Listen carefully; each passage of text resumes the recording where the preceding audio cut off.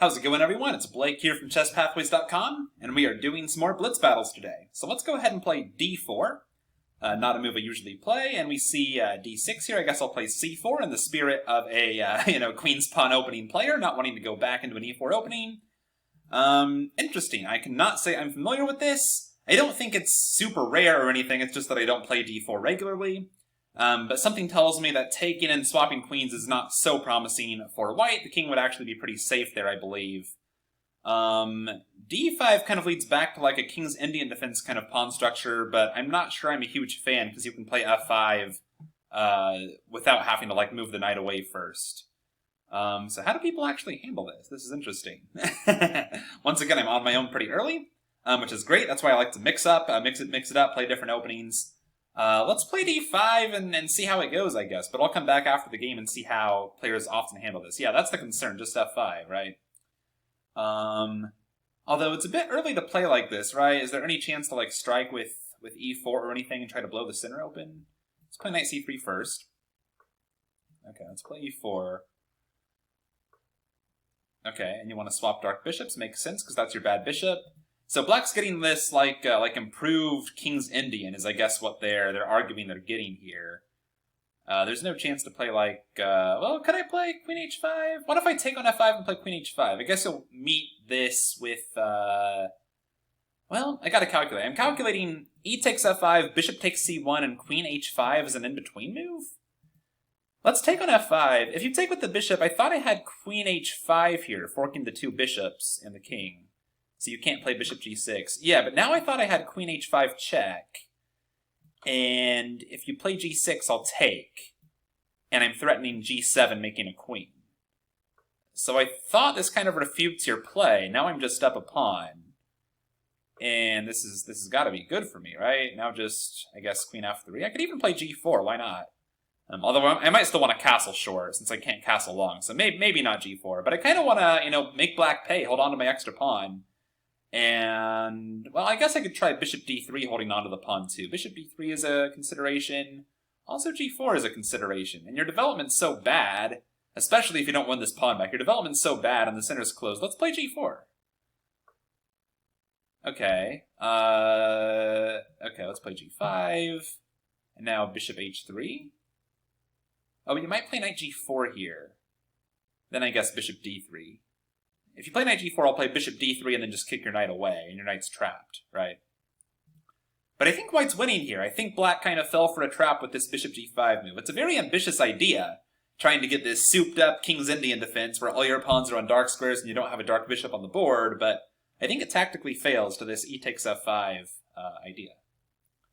I don't see a way out here for black. Okay, knight g4, so now bishop d3, and your knight's trapped. I'm just going to play h3. Okay, yeah, that's your only attempt. Oh, I see. You get e5 for the knight. That is kind of nice. But it is a second pawn you're giving me. So knight e5, I'll play... Okay, I guess you don't have to play it right away. I want to make sure there's no pins on the e file or anything, so probably just knight e2. And then I can drop the bishop all the way back to b1, or maybe even c2. Yeah, let's do c2 because it's this 3 squares away from the knight. It kind of dominates the knight, controls all the squares. And I could even play b4 on a subsequent turn. Okay, not too worried about that. Glad I played knight e2 at the right moment. I guess there's no sense in kicking your knight to e5. That's a better square for the knight. Could I just castle? I guess I have to defend g5. Maybe h4, since I don't really care about playing h3 anymore. I'll play h4.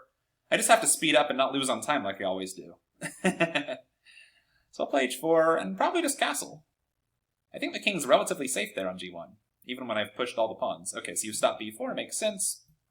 It's castle. And then probably just knight d4, knight e6 or something. Okay, so defend everything, right? Oh, but then you fork me on d3. Hold on. Maybe queen e3 then? No, because you're taking on c4, right. So there's multiple threats you have, which is kind of annoying. I don't know how much I really care about... Well, I don't really want to be forked. And here I am losing on time again. Let's play queen f4 and get forked. I'm just not sure it's a huge deal. Okay, you don't want to fork me. Well, let's stop you then. And now I just want to play knight d4, knight e6. have this awesome knight on e6. If you take, I get a great passed pawn. Okay, let's break the pin. We do have a 2-second increment, so even though I have 15 seconds, I still have a chance. I just have to play way faster. Okay, 96. Pre-move. Okay. Okay, kick you. Trying to gain some time back. We'll see how it goes. Rook e1 probably. Okay. f4? Maybe even f6 in some cases? Because you can't really take, because I take with check. If I play f4, where's the knight going? g4 probably? I think this is still winning for me. Really? So f4 and then f6, right? f4, any knight move, and f6 looks crushing. Knight g4, f6, and probably then e7? Or even bishop takes g6? I'm going to do my best to wriggle out of this time pressure. You probably have to sack a piece here somehow, and you have some promising... Well, I guess you probably don't have any, that are too scary. Any piece sacrifices that are too scary. Because your rooks are still kind of out of play. Yeah, this has to be dead lost for black. Oh, they resigned, even though I have 18 seconds on my clock. Okay, that was an interesting one. Let's go ahead and hop over to the analysis board and take a look. So first of all, I'm curious about this opening.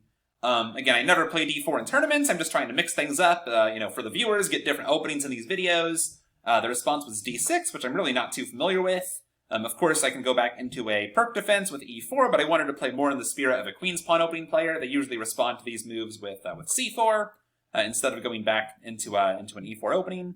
And now e5 right away. So I'm curious, first of all, how often this has been played. Okay, this has been played many, many times. I'm not sure why I'm not too familiar with this. I know I've seen this before, and I know that taking and swapping queens isn't too promising. But I had some misgivings about d5 too, because I feel like I said, black gets to play f5 and kind of go for this, improved King's Indian. This pawn structure, of course, is very common in the King's Indian defense, just to show it. Let's say d4, knight f6, c4, g6, knight c3, bishop g7, e4, d6, knight f3, castle, bishop e7, let's say knight c6, castle, e5, d5. This exact same pawn structure with d5, c4 against d6, e5, but often black has to maneuver a little bit to play for this f5 pawn break with like knight h5 or knight d7, followed by f5. Here, I thought they could just play f5 right away. They haven't even committed to fianchettoing this bishop and kind of locking it in behind the pawns. So I thought pushing d5 might just give them a better version of the King's Indian.